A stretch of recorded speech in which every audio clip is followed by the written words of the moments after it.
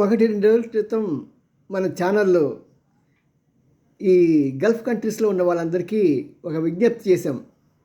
మీరెవరు వీడియోలు తీయకండి, వీడియోలు తీసి అవి ఇండియాకి పంపించడం కానీ లేకుంటే ఏదైనా ఇంకో రకంగా వాడటం కానీ చేయకండి, పరిస్థితులు బాగోలేవు అని హెచ్చరించాం.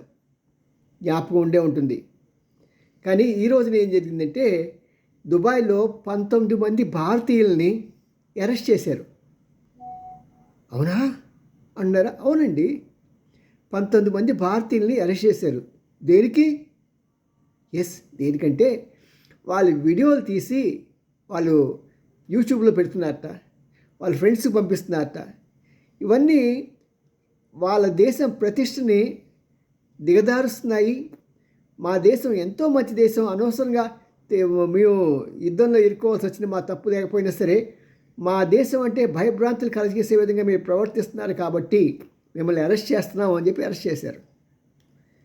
మరి 2 రోజుల క్రితమే అక్కడున్న గోల్డ్ సిటిజన్షిప్ కలిగిన వాళ్ళు, అంటే చాలా ఎక్కువ డబ్బు పెట్టి సిటిజన్షిప్ కొనుక్కుంటారు, అలాంటి వాళ్ళకు కూడా చెప్తున్నారు అన్నమాట. వాళ్ళు మీరు మీ ఫ్రెండ్స్ వాళ్ళకి ఇక్కడ ఇలా జరుగుతున్నాయి అలా జరుగుతున్నాయని చెప్పకండి, ఇవన్నీ సహజమైన యుద్ధంలో మీరు భయపడుతూ పక్క వాళ్ళని భయపెట్టకండి, దానివల్ల మాకు చాలా డ్యామేజ్ అవుతుంది అని గట్టి వార్నింగ్ ఇచ్చారు. అలా చేస్తే మిమ్మల్ని మేము అరెస్ట్ చేయడానికి వెనకాడము. ఎవరికి? గోల్డ్ సిటిజన్షిప్ కొనుక్కున్న వాళ్ళనే అరెస్ట్ చేస్తాం, జాగ్రత్త అని హెచ్చరించింది ఆ దేశం. మరి వీళ్ళు మామూలుగా ఏదో వీసాలు వెళ్ళి ఉంటారు 19 మంది, మరి వీళ్ళని అరెస్ట్ చేయడం తప్పేముంది? మరి హెచ్చరిస్తున్నాం కానీ వినేవాళ్ళు ఉండట్లా. మరి మెసేజ్లు అక్కడ చేరటం లేదో లేకుంటే ఏంటో నాకు అర్థం కాదు. కానీ ఇది ఇలా చెప్తారులే పెద్దవాళ్ళు ముసలివాళ్ళు అని అంటారు. మీ ఇష్టం, మీ చేతిలో ఉంది. మరొకసారి విజ్ఞప్తి చేస్తున్నాము, ఎవరు కూడా వీడియోలు తీయకండి, తీసినా సరే అది మీకు దాచుకోండి.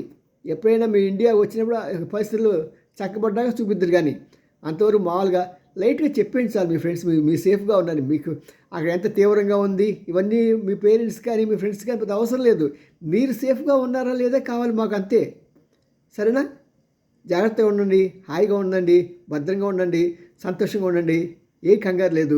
అందరం కలిసి మళ్ళీ తిరిగి కలుస్తాం కూడా. See me and Ramji, senior journalist, Gudiganta TV9.